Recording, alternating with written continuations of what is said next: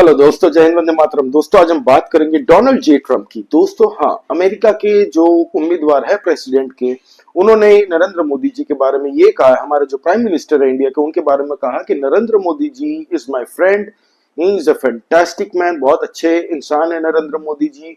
और ये कहा कि ही इज अ टफ नेगोशिएटर, मतलब नरेंद्र मोदी जी बहुत टफ नेगोशिएशन करते हैं जब इंडिया की डील्स की बारे में बात होती है। डोनाल्ड ट्रंप ने और ये भी कहा कि मैं इंडिया को और हिंदुओं को बहुत प्यार करता हूं, Indians, and I love Hindus and I love India. जब ये डोनाल्ड ट्रंप के बयान आता है दोस्तों, और सबको चौंका दिया, और सबसे बड़ी चौंकाने वाली बात डोनाल्ड जे ट्रंप ने ये कही कि अगले सप्ताह नरेंद्र मोदी जी जब आ रहे हैं अमेरिका, तो उनके साथ मेरी मीटिंग सेट है, मेरी मीटिंग होने वाली है। He happens to be coming to meet me next week, and Modi, he's fantastic. I mean, fantastic man. A lot of these leaders are fantastic. You have to understand one thing: they're 100%. These people are the sharpest people. They're not a little bit backward. They are at the top. You know the expression, they're at the top of their game, and they use it against us. But India is very tough. Brazil's very. ये तो जब सुना सबने, तब हमारे देश के अंदर जो एंटी मोदी जी है, उनके छाती में सांप लौटने लग गया। मतलब आप समझ रहे हैं। और ये भूचाल खाली इंडिया में नहीं है दोस्तों, अमेरिका के अंदर अभी होने वाले हैं चुनाव। अगले महीने चुनाव है अमेरिका में, पेंसिल्वेनिया में कल हो चुका है। कल चुनाव है, और अमेरिका के अंदर में जो ऑपोजिशन की पार्टी है, जो कि अभी जो बाइडेन की पार्टी है, जो अभी चल रही है as a president, Democratic party, वो भी टेंशन में आ चुके हैं। क्यों आया दोस्तों, मैं आपको बताता हूँ। 2024 जब भारत में चुनाव होने वाला था, आपको पूरा पता है कि हर सोशल मीडिया प्लेटफॉर्म पे, अलग अलग जगह पे, जो कि नरेंद्र मोदी जी की कैंपेनिंग होती थी, नरेंद्र मोदी जी के फेवर में जो भी बातें करते थे, उनको दबाया जाता था, उनकी आवाजें, ठीक है।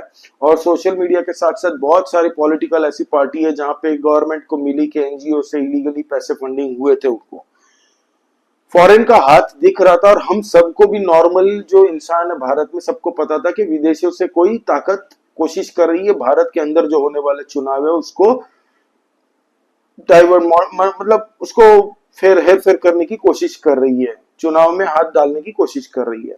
तब नरेंद्र मोदी जी ने अपने इंटरव्यू में, आज तक में भी कहा था, और काफी अलग अलग इंटरव्यू उन्होंने दिए थे चैनल्स में आके, तब ये कहा था कि आप लोगों की भी प्रॉब्लम मैं समझता हूं, आप लोगों को प्रेशर बनाया जा रहा है, चिंता मत करिए, आप लोगों की प्रॉब्लम का सलूशन भी मेरे हाथों लिखा है। नरेंद्र मोदी जी ने ये कैटेगरिकली कहा था। आज जब बांग्लादेश का जो प्रॉब्लम क्रिएट किया गया, अभी इंडिया के ऊपर जितनी प्रेशर बनाने की कोशिश कर रही है अमेरिका, क्योंकि अभी जल्दबाजी में है, क्योंकि डेमोक्रेटिक पार्टी को पता है कि भाई अब चुनाव सामने है, जो करना है फटाफट करना है, तो बांग्लादेश में कुप करवा दिया दोस्तों। आपने देखा पाकिस्तान को प्रेशराइज किया जा रहा था, आपको ये भी पता है पाकिस्तान के अंदर भी बहुत चाबी लगाई गई है अभी हाल ही में। चाइनीज कंपनी और चाइना की पाकिस्तान की कुछ कंपनियों पे सैंक्शन भी लगा दिया अमेरिका ने। अमेरिका से एड मांगने गया था, पाकिस्तान को भगा दिया।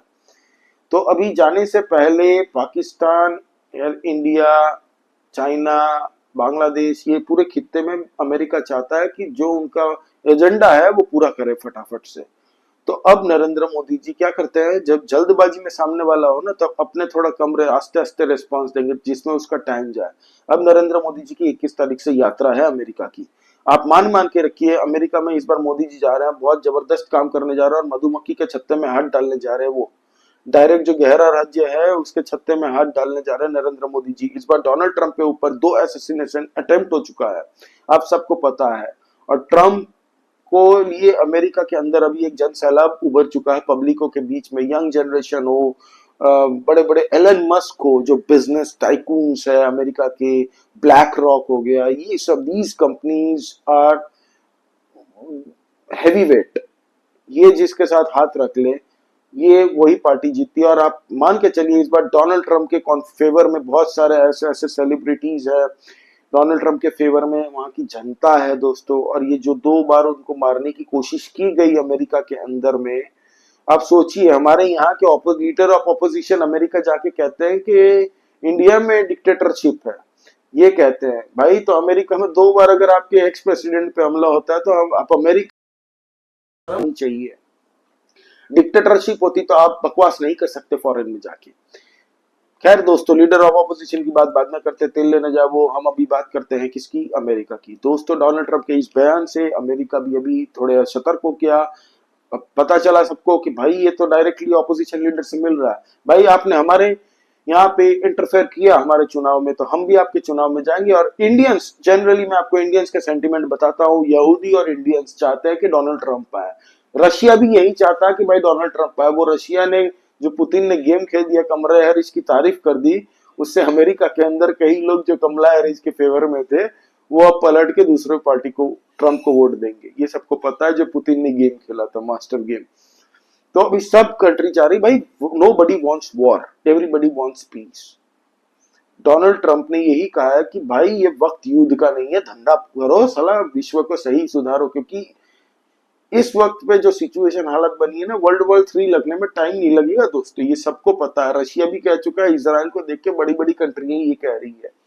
अब नेटो चाबी लगाया जा रहा है, वो पागल बंदा यूक्रेन का कॉमेडियन जेलेंस्की, उसको तो सबसे पहले टांगो साले को। ऐसा तो बंदा घटिया इंसान। यूक्रेनियन नहीं चाहते वॉर लड़ना भाई, और ये जबरदस्ती के वॉर छेड़ रहा है, बोल रहा है और हमें एड दो, एड दो। भाई सबसे करप्ट आदमी नेता अगर कोई हो ना वर्ल्ड में, तो जेलेंस्की है। बिलियंस ऑफ डॉलर्स इसने बनाया है इस वॉर से। अभी ये नहीं चाहता कि डोनाल्ड ट्रंप आए और वॉर रुक जाए। इसलिए जो बंदा डोनाल्ड ट्रंप पे दूसरी बार उनको मारने की कोशिश कर रहा था, उसने भी ये कहा कि रशिया का वो दुश्मन है और यूक्रेन का वो प्रो फेवर में है। वो बोलता है कि यूक्रेन की लड़ाई में लड़ने को तैयार हो, बोले ऐसा इसको रेडिकलाइज्ड किया गया था उस बंदे को। तो ये हाल था। तो दोस्तों, आपको इस बारे में क्या कहना है आप बताइए। प्लीज सब्सक्राइब करिए इस चैनल को, हम लोग चर्चा करते रहेंगे ग्लोबल न्यूज भी और इंटरनल पॉलिटिक्स की भी। आज हम हरियाणा में जो कांग्रेस का मैनिफेस्टो है, उस पर भी अगला वीडियो मेरा वही बनने वाला है। आप लोग बताइए कमेंट करके, आपको क्या लगता है डोनाल्ड ट्रंप से नरेंद्र मोदी जी मिलेंगे तो सबसे बड़ी तकलीफ किसको होने वाली है, गहरा राज्य को या डेमोक्रेटिक पार्टी को जो हमारे देश के अंदर, या सीआईए को जो हमारे देश के अंदर इलेक्शन के अंदर हाथ डालना चाहता था। ये डोनाल्ड लू जो बांग्लादेश में घूम रहा है, इंडिया में भी आया था, पाकिस्तान, श्रीलंका, ये सब जगह वो जो घूमने की अपनी एक टूरिज्म भी फैला के रखा है, जो सत्ता चेंज करने की कोशिश कर रहा था, उसके पेट में भी मरोड़ आई होगी।